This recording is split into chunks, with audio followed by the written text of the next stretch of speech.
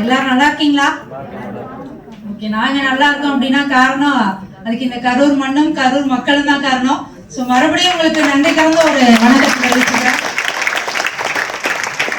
என்னோட பேர் கிருத்திகா. நான் கிட்டத்தட்ட ஒரு 70 கிலோமீட்டர் தொலைவில் மணப்பாறை அப்படின்ற ஒரு ஊர்ல இருந்தா இந்த பிசினஸ் வாய்ப்பு எடுத்து பண்ணிட்டு இருக்கேன். ஸோ இந்த வாய்ப்பு கொடுத்த நபர் இன்னைக்கு இந்த கம்பெனியில நேஷனல் டீம் கோஆர்டினேட்டரா வளம் வந்துட்டு இருக்கக்கூடிய மிஸ்ஸஸ் ஜோதிமணி மேடம் அவங்களுக்கும் அனைத்து அப்ளை லீடர்ஸ்க்கும் இடத்துல மனமார்ந்த ஒரு நன்றி தெரிவிச்சுக்கிறேன். மணப்பாறை கேள்விப்பட்டிருக்கீங்களா? தெரியுமா? சரி, நிறைய பேர் கொஞ்சம் பேர் வந்திருக்கலாம், கொஞ்சம் பேர் வராம கூட கேள்விப்பட்டதோடு இருந்திருக்கலாம். நான் இந்த மணப்பாறை இந்த பிசினஸ் வர்றதுக்கு முன்னாடி கரூர் அப்படின்றது எப்படி தோணும் அப்படின்னா ஏதோ ஃபாரின் போற மாதிரி இருக்கும். கரூரா, ஐயோ அப்பா அவ்வளவு தூரமா அப்படின்னு. ஆனா இன்னைக்கு ஒரு ஒரு வாய்ப்பு எடுத்து பண்ணியிருக்கோம் அப்படின்னா இந்த வாய்ப்புல இன்னைக்கு நான் ரீஜனல் டீம் கோஆர்டினேட்டரா இருக்கேன் அப்படின்னா அதற்கு காரணம் இந்த ஊர்ல யார் எவரும் ஒரு நபர் கூட பழக்க வழக்கம் இல்லாம முதல் நாள் கிட்டத்தட்ட ஒரு 3 வருஷம் 4 வருஷத்துக்கு முன்னாடி இந்த ஊர்ல காலடி எடுத்து வச்ச தடம் வீண் போகல. இன்னைக்கு நல்ல ஒரு டீம் நல்ல ஒரு வருமானமும் கொடுத்துக்கிட்டு இருக்கு. அதனுடைய அனுபவத்தை தான் உங்கள்கிட்ட இப்ப நான் ஷேர் பண்றேன். இன்னைக்கு இந்த வாய்ப்பு வர்றதுக்கு முன்னாடி படிச்சது பாத்தீங்கன்னா MA இங்கிலீஷ் லிட்டரேச்சர். படிச்சு படிப்புக்கேற்று வேலை எல்லாருக்கும் கிடைக்குதா?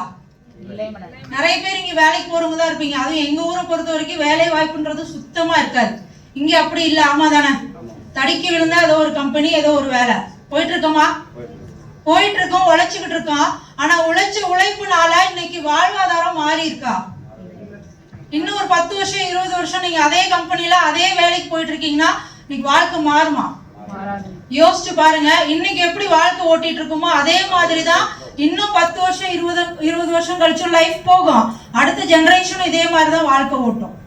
அந்த விஷயத்த புரிஞ்சுக்கிட்டதுனாலதான் இன்னைக்கு இந்த வாய்ப்பு எடுத்து கையில் எடுத்து இன்னைக்கு பாத்தீங்க அப்படின்னா 2019 வந்துட்டு இந்த வாய்ப்பு கிடைச்சது. ஆனா கிடைச்ச வாய்ப்பை எடுத்ததுமே அன்னைக்கு நான் எடுத்துக்கல. நீங்க நல்ல விஷயம் சொன்னோம் அப்படின்னா உடனே ஏத்துக்குவோமா? எவ்வளவு ஆராய்ச்சி பண்ண முடியுமோ அவ்வளவு ஆராய்ச்சி பண்ணுவோம். ஆனா கெட்ட விஷயம் கிடைக்குது அப்படின்னா அது மனுஷனோட இயல்பு. அதை ரொம்ப பெருசா ஆராய்ச்சி பண்ண மாட்டோம், என்ன பண்ணுவோம், எடுத்துக்குவோம். அது மாதிரி நிறைய ஆப்பர்ச்சுனிட்டி நிறைய வாய்ப்பு வெளியில இருக்கு. ஆனா நல்ல வாய்ப்பு எது கெட்ட வாய்ப்பு எது நம்ம பெருசா யோசிக்கிறது இல்லை. இது மாதிரி பல கம்பெனி பார்த்துட்டேன், இது மாதிரி நிறைய கேள்விப்பட்டுட்டேன் அப்படின்னு சொல்லிட்டு நல்ல வாய்ப்பை நம்ம யோசிக்காம விட்டுறோம். அந்த மாதிரி 2019 கிடைக்கும் போது நான் பெருசா எடுத்துக்கல. 10ஓட 11 நினைச்சிட்டு என்ன பண்ணிட்டேன், ப்ராடக்ட் எல்லாம் சொன்னாங்களா பிளான்ல கேட்டீங்களா? இப்ப கேட்கும் போது நமக்கு என்ன தோணுச்சு? புதுசா உட்கார்ந்து இருக்கவங்களுக்கு கேட்கிறேன், இது என்னடா கூட்டி கொண்டாந்து உட்கார வச்சுட்டாங்க, ஏதோ ப்ராடக்ட் எல்லாம் சொல்றாங்க, சரி ரைட்டு நம்மள வீடு வீடா பொருள் விற்க விட்டுருவாங்க போல தோணுதா? சிரிக்கிறத பார்த்தா அப்படிதான் தோணுது. அப்படிதான் நான் நினைச்சேன். ஆனா இந்த வாய்ப்பு நான் நினைச்சது இது ஏதோ ஆளை பிடிக்கிற மாதிரி இருக்கு, பொருளை விற்கிற மாதிரி இருக்கு மாதிரிலாம் இல்லைங்க. அதான் உண்மை. இன்னைக்கு மேடம் எஸ்டிஸ்ல சூப்பரா பேசினாங்க. இன்னைக்கு எந்த பொருள் தயாரிச்சாலும் யார்கிட்ட போய் சேருது? மக்களாகிய நம்ம கிட்ட தான் சேருது இல்லையா?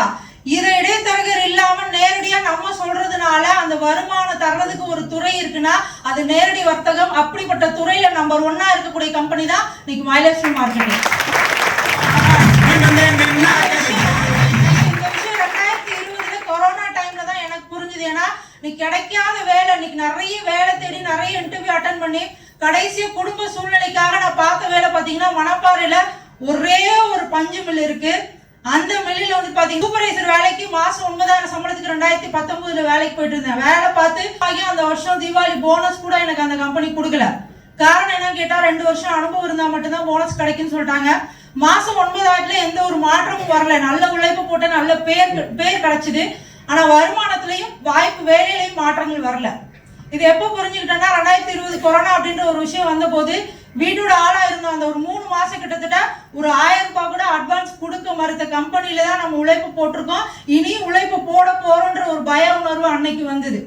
அப்ப எனக்கு வாய்ப்பு கொடுத்த நபர் இந்த கம்பெனில கிட்டத்தட்ட ஒரு 1.5 வருஷம் அனுபவம் இருந்ததுனால அந்த கொரோனா டைம்லயும் அவங்க அக்கௌண்ட்ல வீட்டுல இருந்துகிட்டே வந்த வருமானம் கிட்டத்தட்ட 61,500 ரூபாய்.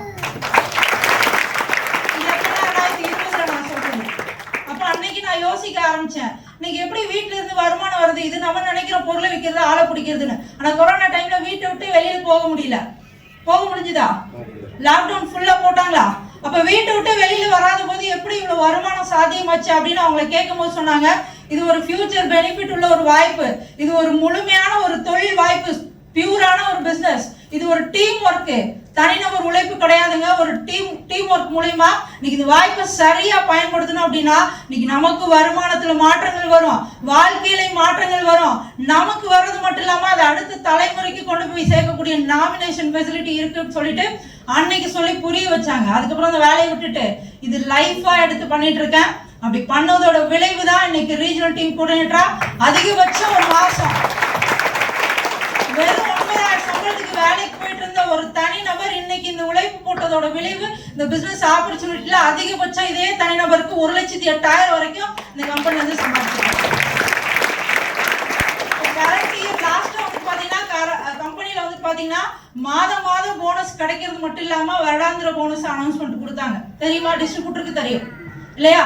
இந்த வருடாந்திர போனஸ் எலிஜிபிள் ஆகி கிட்டத்தட்ட ஒரு 67,000 ஒரே நாள்ல இப்படின்றதுக்குள்ள என் அக்கௌண்ட்ல வந்து விழுது. யோசிச்சு பாருங்க, இது மாதிரி நம்ம வாழ்க்கையில எங்க போனாலும் இவ்வளவு வருமானம் சம்பாதிக்கிறதுக்கான ஒரு துறை எங்கேயுமே கிடையாது. வெளியில கம்பெனில ஏதோ ஒரு கம்பெனில நீங்க உழைப்பு போடுறது மூலமா அந்த முதலாளி மட்டும்தான் பலன் அடைகிறாங்க. நம்மளோட வாழ்க்கை மாறுதான். ஏதாவது ஒரு லேபர் இன்னைக்கு லட்சாதிபதியா மாறி இருக்காங்கன்னு சொல்ல முடியுமா? யாராவது ஒருத்தர் எக்ஸாம்பிள் காட்ட முடியுமா? இந்த கம்பெனியில் நான் இத்தனை வருஷம் உழைப்பு போட்டதுனால என்னுடைய ஃபேமிலியை முன்னேற்றிருக்கேன், நான் இந்த மாதிரி வீடு கட்டியிருக்கேன், இந்த மாதிரி வருமானம் சேர்த்து வச்சிருக்கேன், சம்பாதிச்சிருக்கேன் அப்படின்னு ஒரு லேபர் ஒரு எம்ப்ளாய் காட்ட முடியும்னா இந்த பிசினஸ் விட்டு நாங்கள் இன்னைக்கே விலகிறோம். அது புரிஞ்சுக்கிட்டதுனாலதான், இந்த வாய்ப்பை சரியா எடுத்து பயன்படுத்தினாலதான் இன்னைக்கு வருமானத்துல மட்டும் இல்லைங்க, வாழ்க்கையிலையும் மாற்றத்தை பார்த்து இன்னைக்கு செட்டில்மெண்ட் நோக்கி ஓடிக்கிட்டு இருக்கோம்.